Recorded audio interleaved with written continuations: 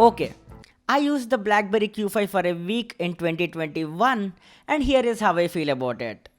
So when I got the idea of making this video, the most initial thing that I thought I should do is to basically set this phone up. With that I mean downloading the apps that I would basically need, or loading it with some of my favorite music, or even saving some of my most important contacts. Okay, let's start with downloading the apps. If you have ever used a BlackBerry phone, there are two ways to download apps. One, using the BlackBerry's official app, BlackBerry World. But this is kinda obsolete now and doesn't work anymore. So the second option is Amazon App Store, which is also used to download apps. So I quickly logged into my Amazon account and started searching for the apps that I need. And guess what? The apps that I wanted were not available in Amazon App Store. It doesn't have WhatsApp, Insta, Uber, or even YouTube. As I was not able to find the APK files in Amazon store, I manually downloaded them onto my laptop and transferred them to the mobile. But that did not work either. But as some of you might know, BlackBerry introduced Android APK support in BlackBerry OS in the version 10.2.1 and mine's running 10.3. So technically, it should work. So I started searching on Google to find out exactly what the issue is. And then I found this article which says to run an APK file in BlackBerry OS, you have to convert it to .br file. And at this point of time, I don't know what percentage of truth this statement holds, but I wanna give it a shot. So I downloaded the command line for Windows and ran some scripts. And after some time, I was actually able to convert the .apk file to .br file. So what do you think? Did it work? No, it actually did not work.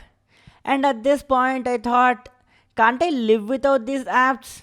So I skipped this step and I've downloaded some songs and added some contacts, and yeah, we are good to go. Okay, the first major difference I felt while using this phone is it's lighter. It's half the weight of my OnePlus 7 and it's smaller too. But this actually felt more smaller than what I would be comfortable to use. The display is small to touch and the keys on this QWERTY keyboard are also very small. Speaking of the build, it feels cheap and plasticky. I mean, we have been seeing those glass sandwiched body phones from so long that seeing a phone without at least a glass finish felt cheap for me. But it's plastic and plastic has its own benefits. It does not break that easily, durable. But don't let this build fool you with the specs. The BlackBerry Q5 has 2 gigabytes of RAM, Snapdragon S4 Plus, 8 GB internal memory, and it does support 4G. These specs might seem dull and boring for us sitting in 2021, but having 2 gigs of RAM and with 4G support is a big deal in 2013. Okay, for a clear understanding, let me take you a little back into 2013, the year in which BlackBerry Q5 released.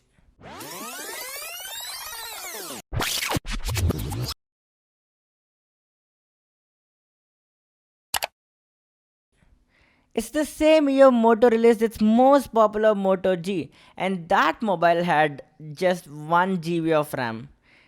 And do you know what made Moto G popular? Its performance. In the same year, Xiaomi unveiled Mi 3, which had 2 GB of RAM, and I saw people going crazy over it. That's the first Xiaomi phone in India, and at that time, 2 gigs of RAM in a mobile is a crazy spec. But why did Q5 went under the radar even though it had similar specs? What were the reasons? Okay, there are many reasons that I think are true, so let me explain them. Even though 2 gigs of RAM on a mobile is huge, the processor on Q5 is not competitive enough.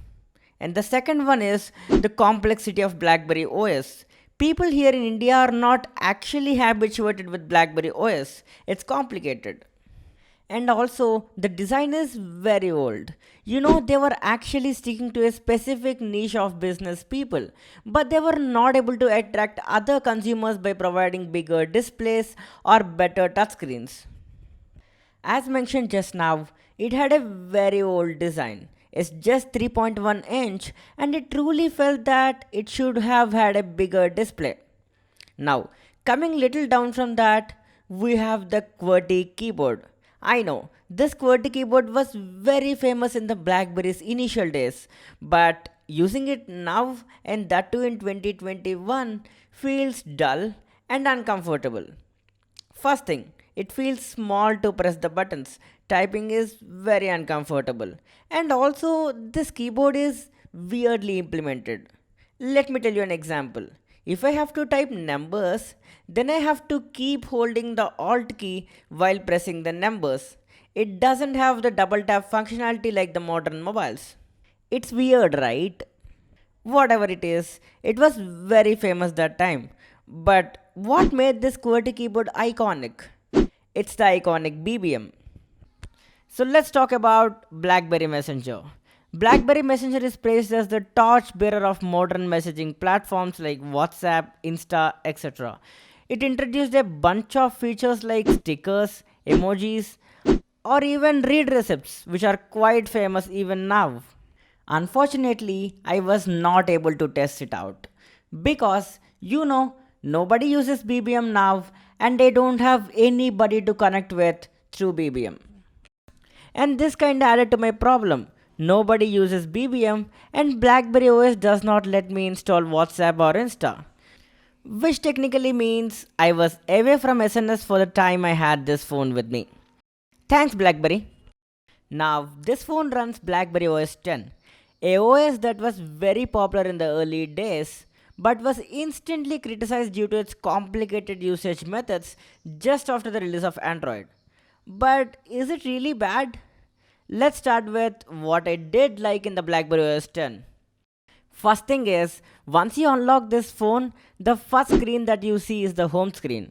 Swipe left, you will see all the apps. This is much better than MIUI, which does not have home screen at all. This notification panel is also very well organized. No nonsense at all. It's grouped well, looks cool. Good job, BlackBerry. The BlackBerry Hub is also way better than OnePlus's implementation. It shows everything you did on that specific day. It's useful. Even though the OnePlus Hub looks cooler, I never find myself using it. It has a voice assistant. And it actually works. You can call people, set alarm, create an event, or even look online for restaurants. And remember, it's developed by a company which does not exist anymore. That too years before Google Assistant is released. Crazy, right? Also, the BlackBerry Q5 has Smart Tags feature which Android still does not have. It's pre-installed in BlackBerry OS and it's actually a shock for me. Okay, now towards the things I don't like. First one is the recent apps. It's not bad, but it's weird. Remember, I told you the home screen looks cool? But once you launch an app and close it, they stack up in the home screen. I mean, literally in the home screen. Why would someone want to see the recent apps immediately after opening the phone? Weird, right? The BlackBerry Maps does not work. It shows my location 3.9 miles away, but this could have happened as the mobile division is not operational anymore and it might have been better if the company is still supporting the application. So I wanted to restrain my comments here.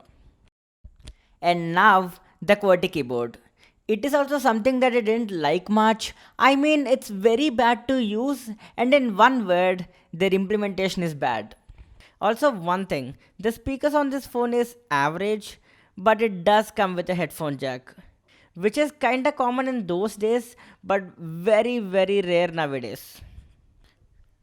Now, let's take some photos. This small phone comes with a small camera on the front and the back. It's a 5 megapixel camera and can shoot up to 1080p at 30 frames per second. And on the front, it has 2 megapixel camera. I know these are not the biggest numbers that we have seen, but Let's take some sample photos. Okay, on the whole, the daylight images looked okay, and under good lighting, the sensor was actually able to capture a decent image. So now let's compare the same image with an image shot in OnePlus 7. Okay, before you say something, let me tell you this. As far as I know, I can split you viewer reactions into two separate categories. The first category of reactions would be, whoa, that's a big jump, but this is actually rare. The second category would be, wait, I don't see a lot of difference going on here. And to be honest, I am also in the second category of people. So what exactly is going on here? Okay, here BlackBerry is quite good with its colors. Even though it falls little short with brightness comparatively, that's not a major difference. But the difference is in the quality. So let's crop in now. See, the OnePlus picture had way better details, and that's because of the larger sensor OnePlus 7 has. But still, I'm very happy with the cameras on BlackBerry Q5. I mean, they're really good, they're competitive. Now, let's jump into night photos, and this is where it gets really interesting. Okay, if you are using any of the latest smartphones, you would definitely know the night mode. So, what it does? It decreases the shutter speed and tries to pull in as much light as possible. And by doing this, the mobile would be able to create a brighter picture. And we all kinda knew this at this point of time, right? But why are we speaking about this? I mean, now. Okay, let me tell you. This feature, I mean the night mode, is available in BlackBerry Q5. And I was quite surprised when I saw this, especially in a mobile around 8 years old. These are the pictures side by side with night mode turned on and off. And the difference is not as big as today's latest mobiles, but the technology, the concept is just same. And now moving on to the front camera, the selfies are absolute trash. I mean, they are kinda bad. And the videos are also just okay. Now let's talk about the battery. This whole phone draws power from a 2180 mAh cell. And in two words, it's not big, it's not enough. The problem is it drains faster, max to max half a day. And I actually found myself charging this phone so many times than I thought I would. Do you all know the worst part? It charges slowly. So, to finally sum up the thoughts that I have on this phone and the experience with this phone, I would say it's unique, but not at all pleasing. It's actually very hard to use a mobile which completely shut down its mobile operations. That's pretty much about this video. Thanks for watching. Thanks for giving me your valuable time. I'll talk to you guys in the next video.